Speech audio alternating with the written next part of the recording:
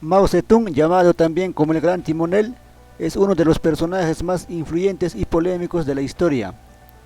Fue el quien lideró una revolución y puso a China en la mapa mundial, pero también fue uno de los mayores dictadores de la historia, responsable directo de la muerte de más de 60 millones de personas. Desde que Mao fundó la República Popular China en 1949, el régimen no ha dudado en perpetrar toda clase de crímenes para mantener a toda costa el poder y así lograr sus objetivos políticos de convertir a China en la primera potencia mundial. Entonces, ¿Mao Zedong es un héroe o un genocida? ¿Cuál es su legado y cómo llegó al poder?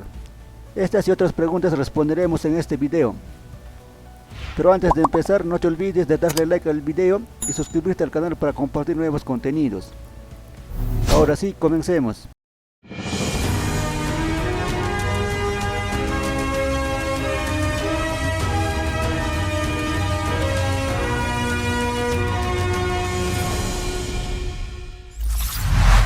Surgimiento de una dictadura. Cuando se estableció el Partido Comunista Chino en 1921, Mao Zedong era un joven idealista que buscaba cambiar a su país debido a las desigualdades que veía entre pobres y ricos y entre la ciudad y el campo. Es así, con solo 18 años, se unió al ejército durante la Revolución de Xinhai en 1911, que acabó con la última dinastía Qing y llevó a la proclamación de la nueva república contra la que luego combatiría. Tras acabar sus estudios en la Universidad de Hunan, Mao abrazó el marxismo mientras trabajaba en la biblioteca de la Universidad de Pekín, por lo que fue uno de los fundadores del Partido Comunista de China en 1921. Pero su verdadero ascenso frente del Partido Comunista llegó después de más de una década dirigiendo las guerrillas rurales, como en las provincias de Hunan y Shanxi, lo que le sirvió para difundir el comunismo por todo el país. La Primera Guerra Civil China enfrentó a la República China, gobernada por el Partido Nacionalista llamado Kuomintang, con el Ejército Popular de Liberación del Partido Comunista liderados por Mao Zedong. El detonante de esta guerra civil fue la matanza de Shanghái de 1927, que consistió en una purga al interior del llamado Frente Único, una alianza que unía a los nacionalistas y los comunistas.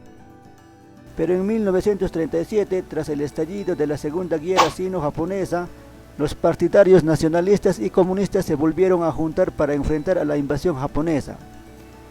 Como se recuerda, desde la Primera Guerra del Opio en 1840, China sufría la ocupación de las potencias coloniales que expoliaban el dividido país y conquistaban ciudades enteras como Hong Kong, Macao y barrios enteros como la Concesión Francesa de Shanghái.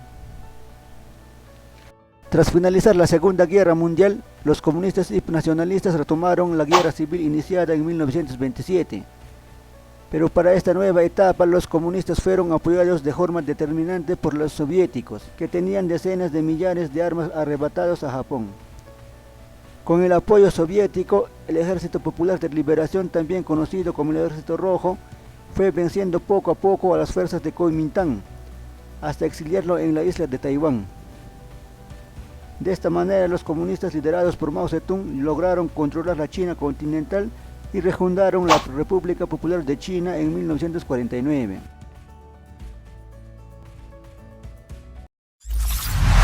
Afincamiento en el poder. La naciente República Popular China tuvo como modelo principal y aliado a la Unión Soviética de Stalin, un régimen indiscutiblemente totalitario y dictatorial. De este modo, y en consecuencia con su referente, meses después de su llegada al poder, Mao inició la campaña para la eliminación de los elementos contrarrevolucionarios. Según el historiador Jean-Louis Margolin, en esta asonada murieron más de 2 millones de personas, de los cuales la mayor parte fueron habitantes rurales. En 1955, Mao emprendió una nueva campaña llamada el Movimiento Sufang, contra los contrarrevolucionarios ocultos. Al respecto, se estima que hubo más de 700.000 muertos y 80.000 arrestados. Asimismo, años más tarde, Mao Zedong emprendió un proceso de colectivización de la tierra. Se clasificó a los campesinos en pobres, semipobres, medios y ricos. Los que quedaron excluidos de esta clasificación fueron declarados como terratenientes, es decir, enemigos de la clase, por lo cual deberían de ser eliminados. Esta colectivización desató el asesinato de más de 1 millón de terratenientes, incluyéndose dentro de este grupo a muchos campesinos ricos.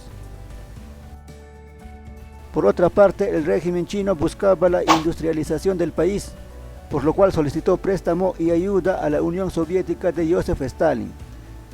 Con el apoyo soviético, China implementó industrias de minas, de carbón, de aceros y refinerías de petróleo. En el ámbito de transporte construyó ferrocarriles, carreteras y puertos.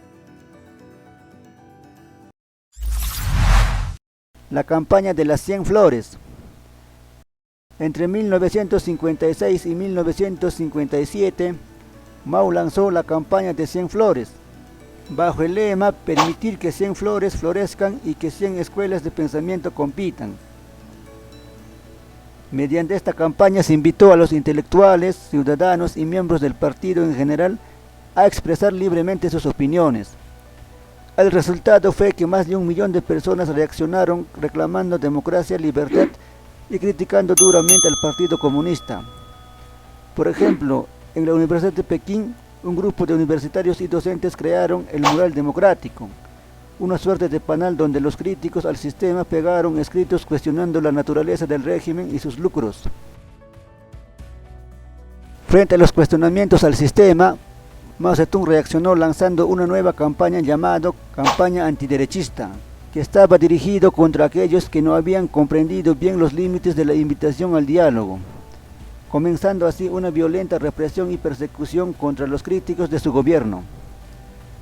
Se estima que cerca de 80.000 personas, entre intelectuales, profesores y estudiantes universitarios, fueron tachados de derechistas y deportados a grandes campos de trabajo esclavizado, donde muchos de ellos murieron.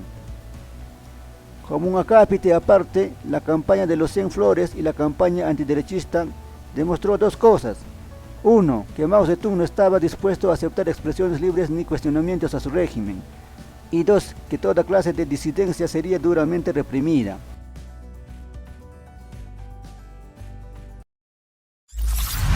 El gran salto adelante.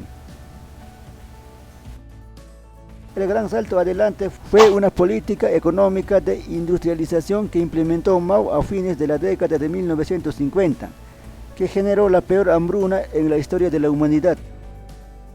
Se estima que en este periodo murieron más de 40 millones de chinos de hambre, a tal punto que el régimen comunista llegó al extremo de culpar a los pájaros por el desastre que estaba ocurriendo, declarándolos como contrarrevolucionarios y decretando así su eliminación.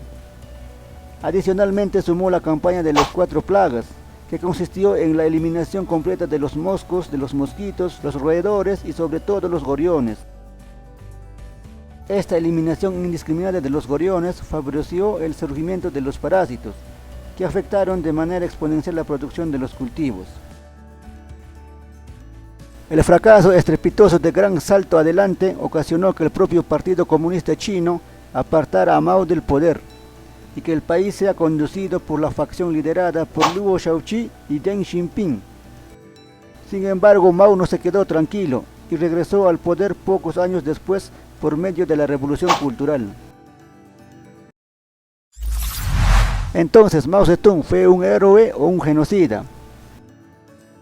Para responder esta pregunta de manera imparcial, ponemos sobre la 100 dos puntos de vista, que a criterio de cada uno de nosotros podemos coincidir o discrepar.